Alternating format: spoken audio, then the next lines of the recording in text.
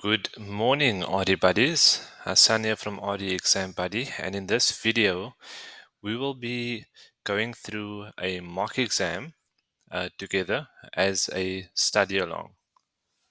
So let's get cracking. Which one of the following statements regarding the requirements pertaining to regulated officers as stipulated in the FASE Act is correct? Let's go through each of the options. The function of a key individual can be performed by one or more natural persons or by an entity. B. A representative must enter a service contract or mandate with an authorized FSP. C. An FSP must inform the authority of a debarment of a representative within 10 days from the date of debarment. And then D. The compliance officer is responsible to establish the compliance function within the FSP. I think what you'll find very quickly with this question is that it's very specific in terms of what you're looking at when going through each of the options. It's not something you can just have a general understanding or a general uh, remembering of all of the information, but rather you need to have very specific knowledge and understanding of the various elements within your study material. So let's go through each of the options to determine which option is the correct one. A. The function of a key individual can be performed by one or more natural persons or by an entity. So the first part of that answer is correct. It can be performed by one or more natural persons. However, a key individual cannot be an entity.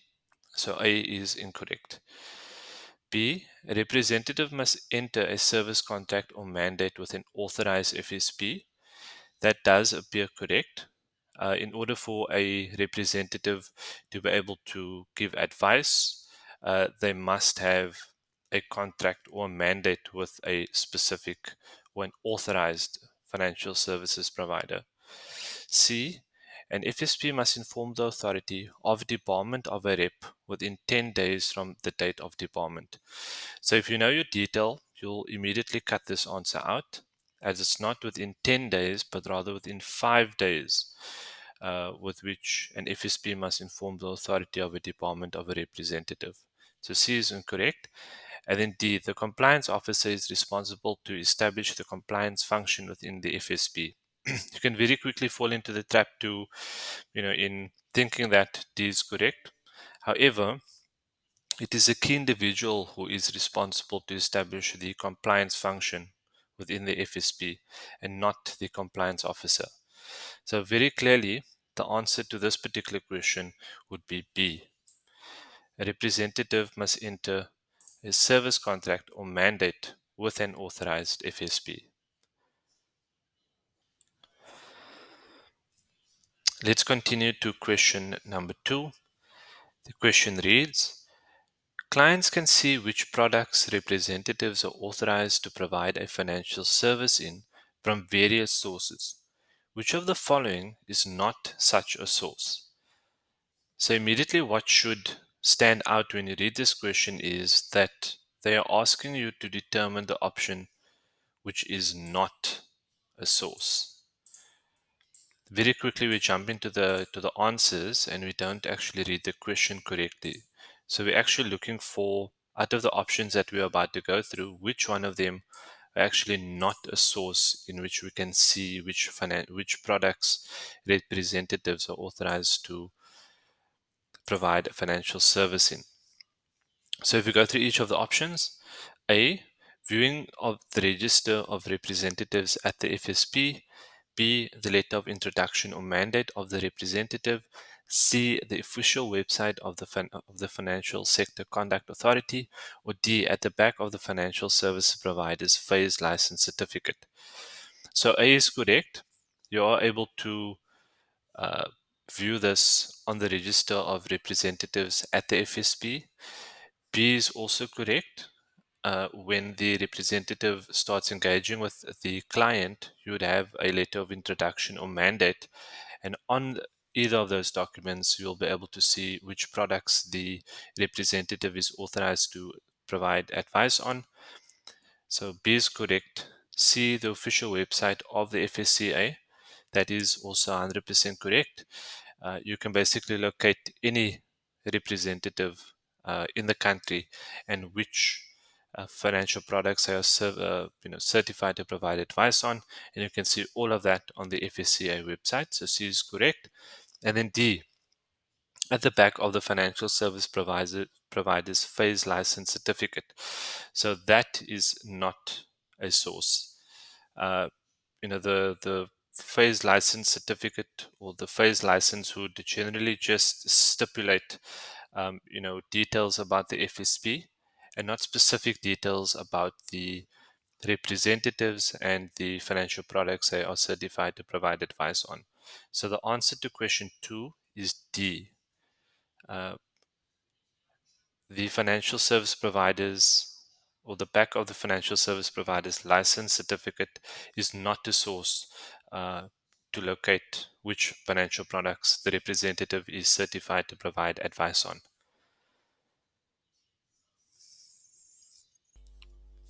Question number 3. A representative is permitted to work under supervision if the representative does not meet which of the following requirements. So again, with this question, does not meet is quite important. Let's go through each of the options. Experience, number 1. Number 2, a recognized qualification. Number 3, product specific training. And then number 4, regulatory examination. So this is a compliance related question. It's very important that you know something, um, you know, that is linked to compliance and supervision. These questions always come up in the exam. And if you look at each of the options, they're asking a representative is permitted to work under supervision if which of these options are not met. So if you look at each of these options, experience, a recognized qualification, and the RE exam do not need to be met in order to work under supervision. So you don't have to have experience, you don't have to have a recognized qualification, and you don't need to have the RE5 just yet in order to work under supervision. So the answer to this particular question is C.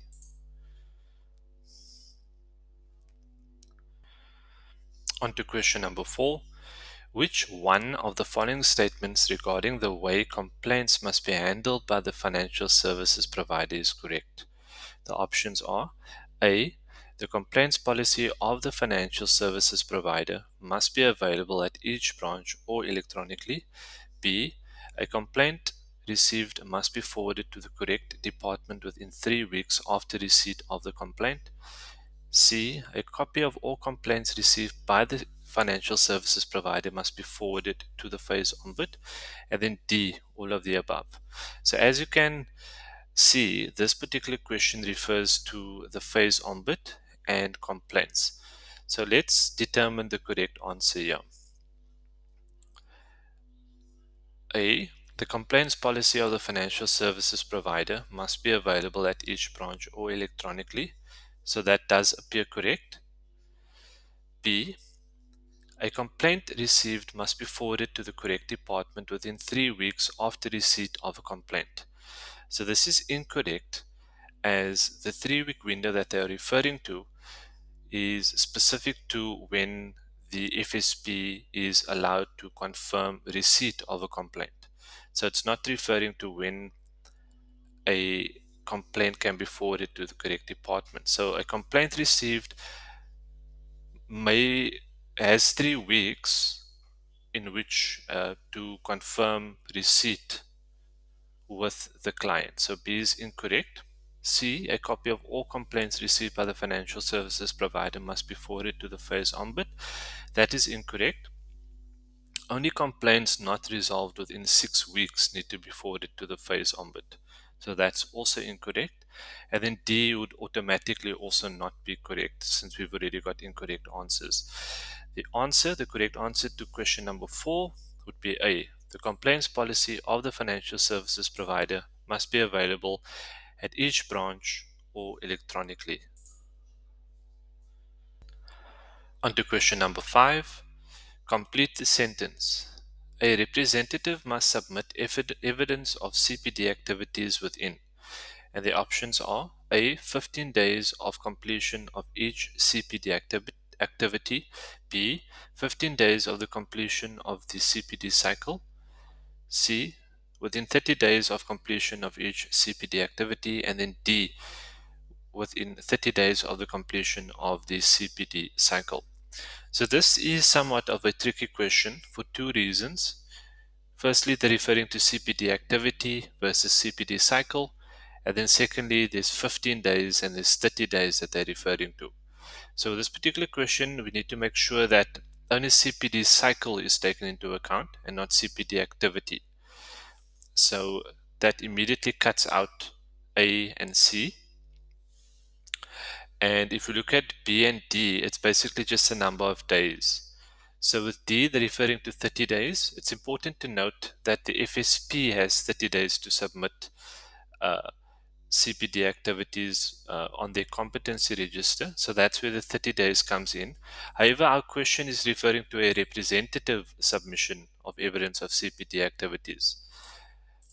And for that reason, the answer to this particular question is B, 15 days of completion of the CPD cycle. Like I said, 30 days of completion of the CPD cycle refers to an FSP, whereas B refers to a representative, which the question is referring to over here.